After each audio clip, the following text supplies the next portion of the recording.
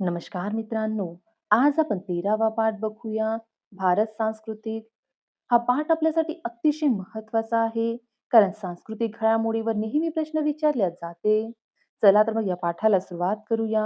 इसवी सन पूर्व 300 ते इसवी सन 800 या कालखंडात भारतात झालेल्या सांस्कृतिक घडामोडीचा आढावा आपण या पाठात घेणार आहोत. या पाठामध्ये आपल्याला काय बघायला मिळणार आहे? सांस्कृतिक घडामोडी बघायला मिळणार आहे. भाषा व साहित्य बघूया. या काळात संस्कृत व प्रादेशिक भाषांमधून विपुल साहित्य निर्माण झाले. अश्वघोष या कवीने बुद्धचरित्र हे प्रसिद्ध काव्य लिहिले. बुद्धचरित्र हे काव्य कोणाचे आहे? अश्वघोषचे आहे. भासाचे स्वप्न वासवदत्त हे संस्कृत नाटक प्रसिद्ध आहे. स्वप्न वासवदत्त हे काय आहे?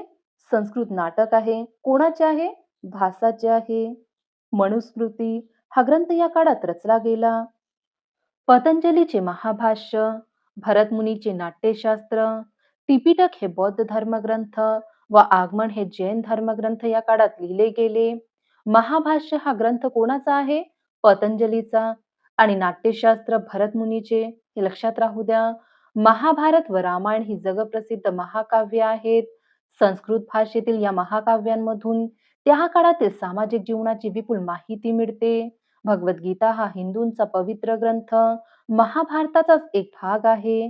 फळाची अपेक्षा न धरता प्रत्येकाने आपले कर्तव्य करावे, अशी गीतेची शिकवण आहे.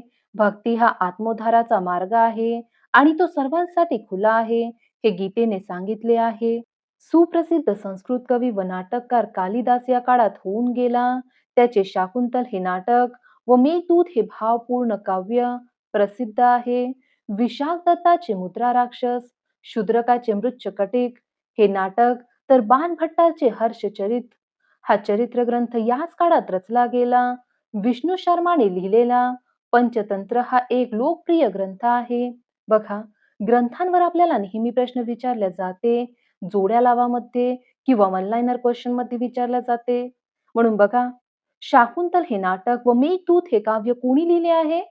कालिदासाचे आहे. मुद्रा राक्षस हा ग्रंथ कोणाचा आहे? विशाख दत्ताचा आहे. मृच्छकटिक हा ग्रंथ शूद्रकाचा आहे. हर्षचरित हा ग्रंथ बाणभट्टाचा आहे. पंचतंत्र हा ग्रंथ विष्णू शर्माचा आहे.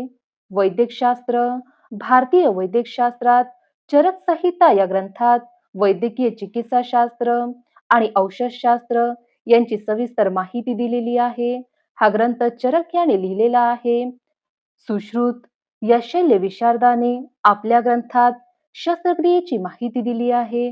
बघा, चरक संहिता हा ग्रंथ कोणाचा आहे? चरकचा आहे.